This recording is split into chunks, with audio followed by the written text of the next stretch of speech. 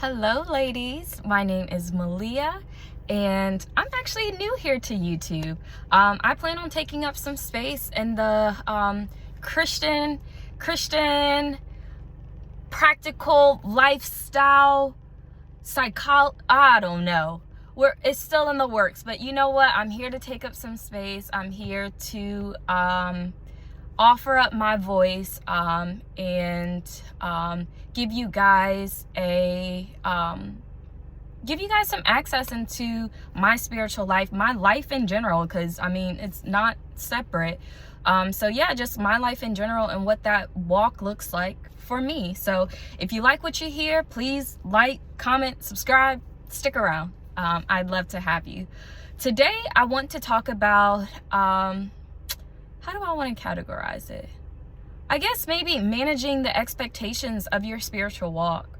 I think that would be the most fitting title for this, because going into my spiritual walk or even starting along that path, I think I had the expectation that I would be riding this spiritual bliss into glory. For a little context, I gave my life to Christ when I was 5 years old. Now, I grew up in church, served in church, church girl all the way. That was me. But as I got older, and even now, I think you just start to realize that your faith is not tied to your parents' faith or your aunt and uncle's faith or your grandparents' faith or anything like that. Like, your faith is your faith, and I realized I did not have that faith. But it wasn't to the point where I was, prepared to do anything about it or even had a driving force to do anything about it. So, left home, went off to college. By sophomore year, I found myself pregnant.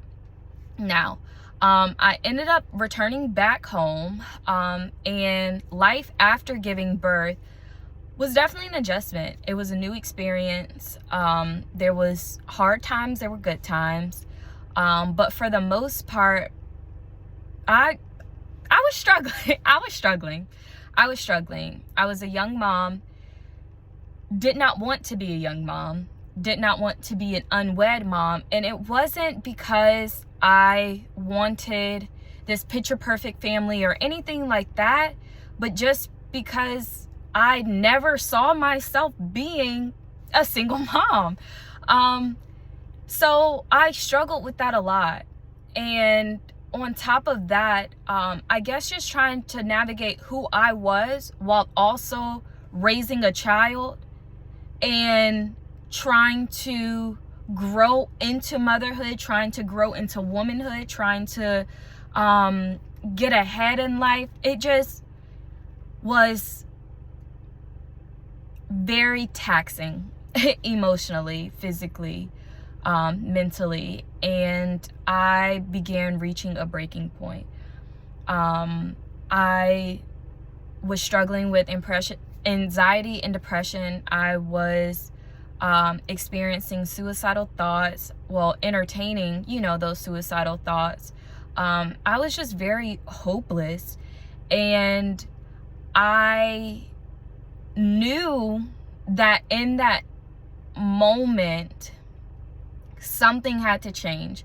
And if it didn't change, I wouldn't be making it very long. So I remember I was in the car one day and I was just crying.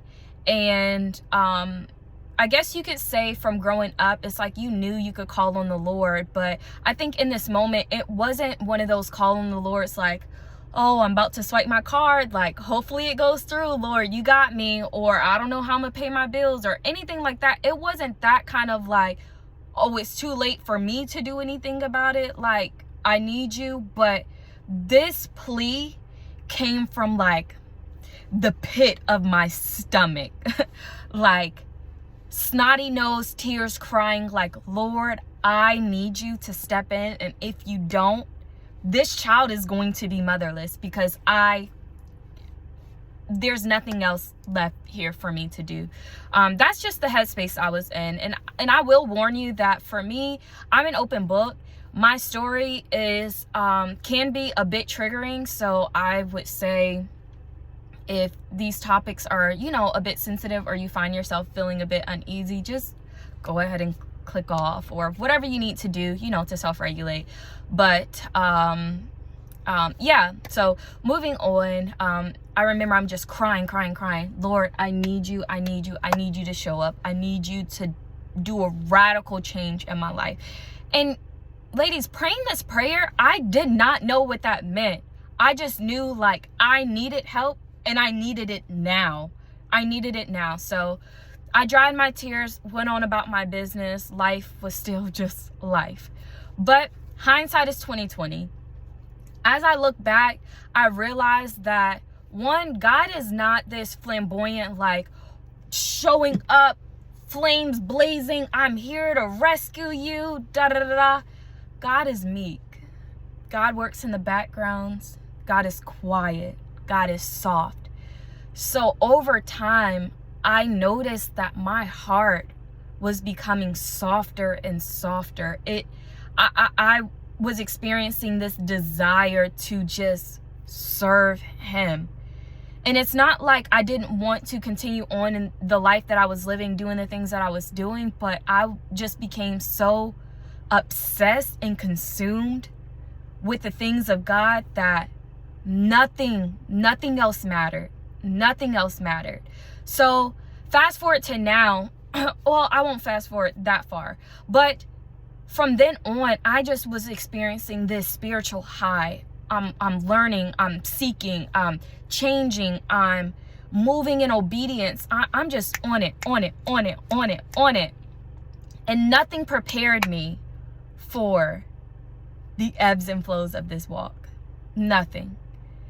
And it got to a point where, although I was riding this high, there were some things that I was not necessarily like pleased with in my walk. So when it came to promises, I just felt like prayers weren't being answered the way that I wanted them to, which led to a lot of like disappointment and frustration and stuff. So there was this one particular thing that I was waiting on, and I don't think I'm prepared to talk about it just yet, but one particular thing that I was waiting on, and I just felt like God wasn't going to do it for me. He wasn't. And entertaining that thought, which I know was from the enemy, but still entertaining that thought, it was real life. Like we can talk about how, you know, you trust God. God, I trust you with my whole heart. If you said it, you'll do it. You're a man of your word. I believe you.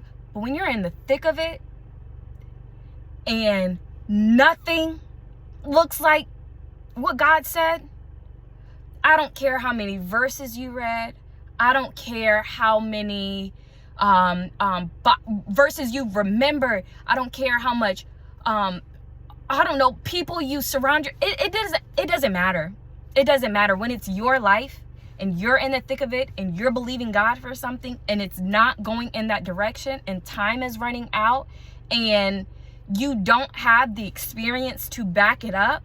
Like, yes, I served God all my life, or I was associated with God my entire life, but it wasn't until that moment in the car 2 years ago that I really surrendered to God and began believing in God, like trusting him with my life and letting my actions back that up. So I don't have a long track record of God showing up and doing miracles and blowing my mind and all. No, I didn't have that. What I saw was I asked God for something, or not even that I asked, he promised me something. He spoke this word to me. I believed him. Now I can't feel him. I don't see him. I don't see any of this happening. And it's like, in that moment, I felt like the children of Israel who said, you should have just left me in Egypt to die. You should have just left me there. So disappointment and frustration was something that I was not prepared for. I was not prepared to walk through that. I was not prepared to feel like God was so distant. Like, yeah, there are times and moments when God goes quiet, but this season was a season of silence, a season of darkness, a season of me questioning, am I even your child? Did I even know you? Did I even hear you right? Because I banked my faith, I banked my life on this. Like, I put all my eggs in this basket. And you just dipped out on me. I wasn't ready for that. I wasn't. And God is so faithful. God is so good. God is, as cliche as it sounds, somebody to know. Because in those seasons of darkness, in those seasons of frustration, it's producing character. God is revealing all those icky parts of your heart, you know, that were there when God wasn't present. So I can't even say that I fully understand the work of the Lord and what he intended to do. But what I do know is that God is faithful. God does not abandon you, even when it feels like that. Even when all the signs are pointing to God not being there. God plays in the background. I don't know if I said it before, maybe I did. God's not a flamboyant God. He doesn't come out in a blazing fire. He doesn't, no. God works quietly. God works right in front of your face and you can't even see it. So just keep trusting God. If that's the season of life that you're in, I'm here to tell you, your faith will return. Your fire will return. Your joy will return. Your dedication will return. Persevere through this moment. Endure through this moment. Keep pushing through this moment. Don't forget God. Don't forget God. Don't forget God. Don't stop calling on the name of God. If you can't hear him today, continue to call. If you can't hear him tomorrow, continue to call. Endure through this season, because in the morning, ladies, you shall reap a harvest for all your toiling, for all your pain, for all your struggles. So please stay encouraged. Bye.